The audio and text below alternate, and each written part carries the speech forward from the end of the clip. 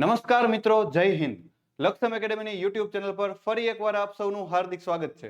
મિત્રો, આપ સૌ જાણો છો કે થોડા સમય પહેલા ગુજરાત ગૌણ સેવા પસંદગી મંડળ દ્વારા ફોરેસ્ટ ગાર્ડની પરીક્ષાનું આયોજન અલગ અલગ 48 શિફ્ટમાં સીબીઆરટી પદ્ધતિથી કરવામાં આવેલ હતું, જેની પ્રોવિઝનલ આન્સર કી થોડા સમય પહેલા મંડળની વેબસાઇટ પર જાહેર કરવામાં આવી હતી.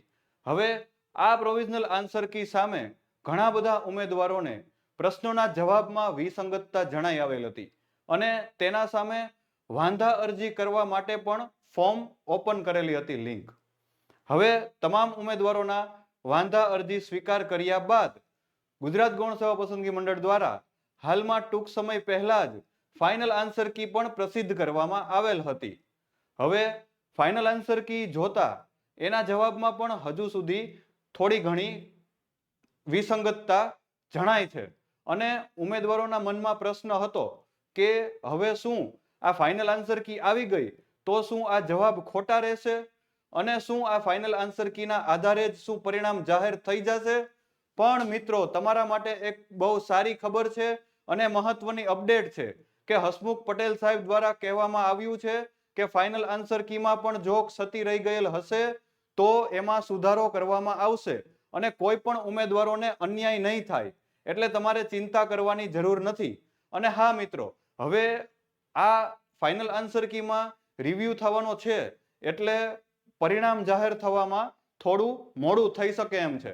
અગાઉ થોડા સમય પહેલા ઘણી જગ્યાએથી એવી વાતો સાંભળવા મળતી હતી કે જૂન મહિનામાં ગ્રાઉન્ડ આવી જશે, પણ મિત્રો ચિંતા ના કરતા, ચોમાસામાં ગ્રાઉન્ડ ન આવે અને આમ પણ અત્યારે આ મે મહિનો ચાલી રહ્યો છે અને હજી ફાઇનલ આન્સર કીના રિવ્યુ માટે પણ તમને સમય આપવામાં આવશે અને પરિણામમાં થોડો ઘણો વિલંબ થશે, એટલે કે તમારું ગ્રાઉન્ડ હવે શિયાળામાં લેવાય એવી પૂરેપૂરી 99% કરતા પણ વધુ સંભાવના છે.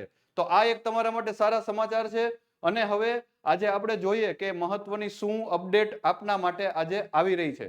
તો આજે બપોરે 12 વાગે હસમુખ પટેલ સાહેબ દ્વારા ટ્વીટ કરીને જાણકારી આપવામાં આવી છે કે વન રક્ષક પરીક્ષાની પ્રસિદ્ધ કરવામાં આવેલ ફાઇનલ આન્સર કી સામે રજૂઆત અને વાંધા અરજીઓ મળેલી છે, લેખિત અને મૌખિક. અને સાહેબના ટ્વિટર એકાઉન્ટ પર પણ ઘણા ઉમેદવારોએ ટ્વીટ કરી અને જાગૃતતા દર્શાવી છે, એટલે મંડળના ધ્યાને આવેલું છે કે હજી આમાં પણ થોડીક વિસંગતતા છે અને આ સાહેબે નિર્ણય લીધો છે કે આ મહદઅંશે સાચી જણાય છે અને ફરી એકવાર ફાઇનલ આન્સર કી સામે ઓનલાઈન ઓબ્જેક્શન સોમવારથી શરૂ કરવામાં આવશે. એટલે આપણા તમારા માટે ખૂબ સારા સમાચાર છે. જેટલા પણ પ્રશ્નોમાં ઓથેન્ટિક લાગતું હોય કે આ પ્રશ્નનો જવાબ ખોટો આપેલો છે તો એને તમે ફરીવાર મોકલી શકો છો અને ફાઇનલ આન્સર કીમાં પણ સુધારો થઈ શકશે. અને સાહેબે કીધું છે કે કોઈ પણ ઉમેદવારને અન્યાય ના થવો જોઈએ, બરાબર? તો આ એક બહુ સારી વસ્તુ છે અને આપણે હસમુખ સાહેબનો તમામ વતી આપણે આભાર માનીએ કે તેમણે ફાઇનલ આન્સર કીને પણ રિવ્યુ કરવાની જાહેરાત કરેલી છે.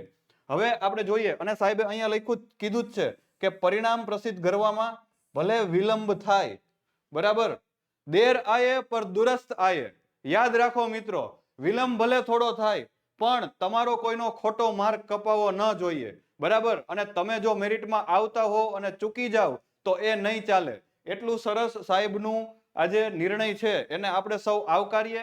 અને મિત્રો, હવે સોમવારથી લિંક ઓપન થશે અને આપણને સોમવારથી માહિતી મળશે કે કેવી રીતે આપણે અરજી કરવી.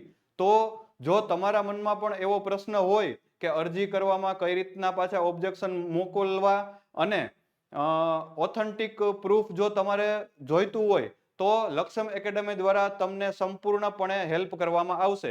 એના માટે થઈને તમે એક નંબર નોટ કરી લેજો, 9429077607, બરાબર? આ નંબર ઉપર તમારે વોટ્સએપ કરવાનો છે, બરાબર? ફોન નહીં કરો તો ચાલશે, ઘણા બધાના મેસેજ આવતા હોય છે, એટલે તમે ખાલી વોટ્સએપ કરી દેજો અને તમારે પ્રશ્ન અને એના 4 જે જવાબ છે એ અને જે આન્સર કીમાં જે ખોટો જવાબ આપેલો છે એ અને તમારા મતે જો લાગતો હોય કે આ જવાબ સાચો છે તો એવી રીતનો તમે કાગળમાં ફોટો પાડી અને મોકલી દેશો તો પણ ચાલશે. અમે તમને એના ઓથેન્ટિક પુરાવા શોધીને તમારા સુધી પહોંચાડશું. ફરીવાર નંબર લખી લ્યો 9429077607 લક્ષ્યમ એકેડેમી. તો આમાં તમે વોટ્સએપ કરી દેજો અને આવતા સમયમાં જેવી રીતના કાંઈ જાહેરાત આવશે કે આમાં ઓબ્જેક્શન કઈ રીતે કરવા તો એના વિશેનો પણ વિડીયો તમારા સુધી પહોંચાડવામાં આવશે. તો હજુ સુધી જો ચેનલને સબસ્ક્રાઇબ ન કરેલી હોય તો પેલા સબસ્ક્રાઇબ કરી લ્યો અને તમારા મિત્રો અને બધા સુધી શેર કરી દો. અને આ નંબર ખાસ નોટ કરી લેજો 9429077607 વોટ્સએપમાં મેસેજ કરી દેજો.